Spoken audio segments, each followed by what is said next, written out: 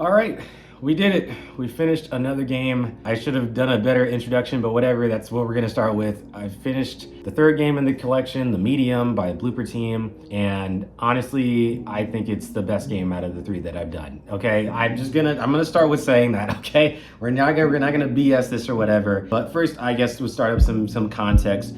I have actually played a game before by Blooper Team years and years ago. They made a Blair Witch video game years ago that I thought was fantastic. But man, like I don't know. For that game, it was like this kind of found footage, first-person horror game. I did finish the game, but I had to look at a YouTube video to kind of know what's going on, stuff like that, and the good ending and stuff like that.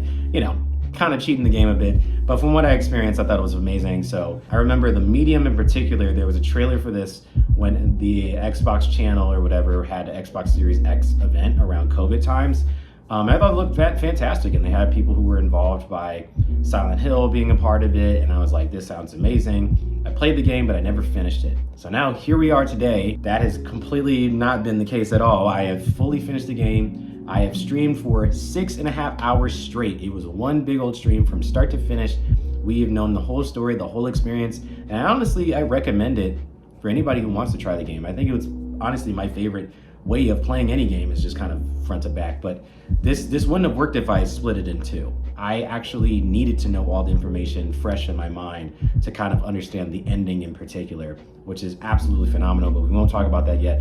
But first, I also want to talk about the voice acting in the game. The voice acting is great. They have Troy Baker, who's like playing this kind of monster, and this monster is very obnoxious, okay? It's very obnoxious, very scary monster. It's almost like a Resident Evil villain. Like, she just keeps going at you, right? Keeps popping up out of nowhere. And I was freaked out the entire stream. I honestly, I paused so many times just to think, like, how do I beat this person or whatever? But it was such a big, formidable foe that it was so memorable. I don't even remember its name, to be honest with you. I don't even remember its name. But it was one of the best aspects of the game because of the fact that there was so much unpredictability with it. So big ups to the voice acting for, the monsters over there. For the main character, Marianne, I thought she was a great character, a very brave character, but kind of had the most realistic reactions, which kind of made me laugh a lot. Even like the supporting characters like Sadness and Richard, and kind of learning more about these characters. Like, if anything, the thing about the game is not really the gameplay, it's the story. But I will say the gameplay is okay. It's pretty good. I think that it's a little bit slower. It's a puzzle game, and so it's a lot of kind of like going around and stuff like that. There's not a lot of backtracking, which I really love. A lot of puzzle games love backtracking. This is a game that does not do a lot of backtracking. Once you find one piece of the clue, you move on to the next set of the room. That is fun. It keeps it very engaging, doesn't keep it very repetitive. It's the way that it's kind of laid out and mapped around. It seemed like the game, or Blooper Team, and the people who were kind of testing out the game knew what parts were going to work and what parts were kind of be a little bit more of a challenge. So yeah, they did a good job with that. In terms of just, once again, the kind of story itself, I think the story isn't just some kind of horror story. The horror, and there's a couple of jump scares there and there, a couple of unpredictable things. The atmosphere is insanely immersive. From the moment it started, it just puts you into this Polish town or whatever. Maybe it's Polish, I don't know which foreign country it is, but like, I don't know, it's this very specifically European area that, or Russian area looking place that looked absolutely gorgeous. From a grim perspective, it just had so much style to it. Just the colors were so, like, they were vibrant in very dark ways, if that makes any sense. It's a lot of grays, but it's a lot of orange and greens and whites. It's just a big medley of very, like, gruesomeness, but it's so, I don't know, it reminded me of like the stuff from Prometheus and Alien Covenant, like the kind of like H.G. Geiger kind of artwork and stuff like that. So I'm sure there is like an artist that it's based off of, and I think I've read something where it is actually based off of an artist in particular. But the atmosphere and the design of the world is absolutely commendable. It's incredible. But once again, back to the story. It's not what you think. It's not the typical horror story, like I said. It is very deep.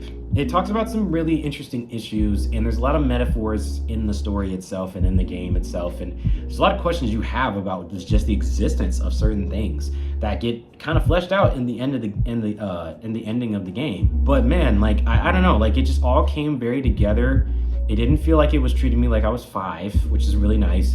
But also, it wasn't so hard. It was something that I think anybody could really try and kind of conquer in a short amount of time. It's not a game that wastes so much time. It's very much every level, every place has importance to it, every character has importance to it. It's a very kind of like straightforward game that has these moments of where you're trying to figure out these things, moments of intensity.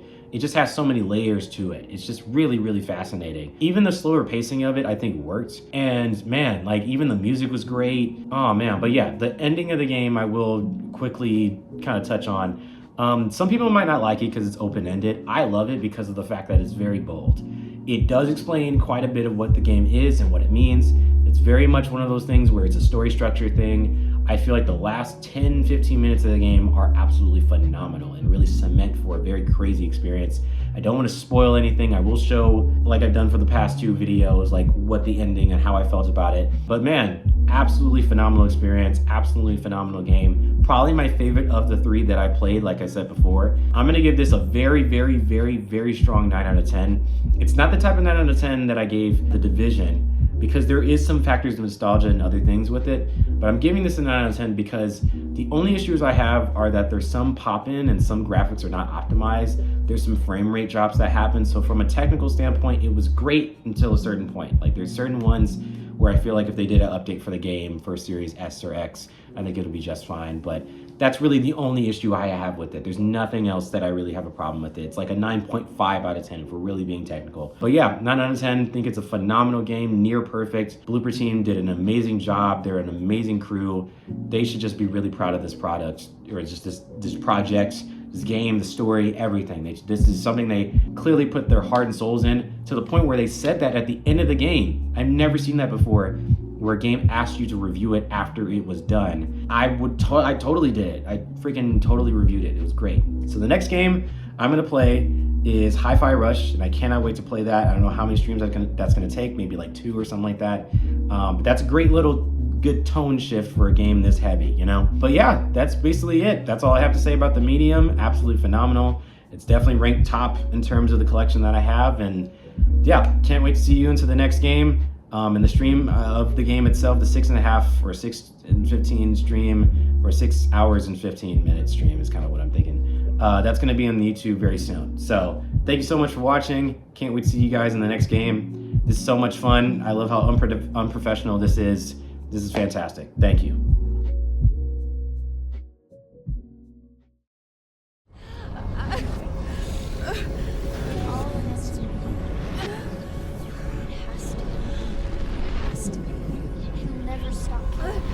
You finish this. You can't always save everyone, Butterfly.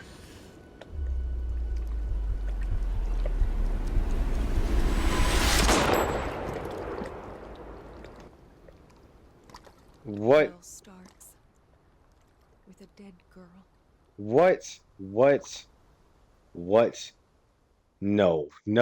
Are you serious? That's the ending? Oh, whoa.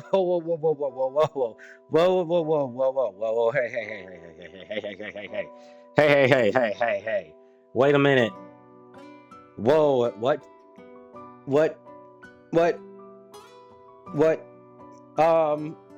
Okay.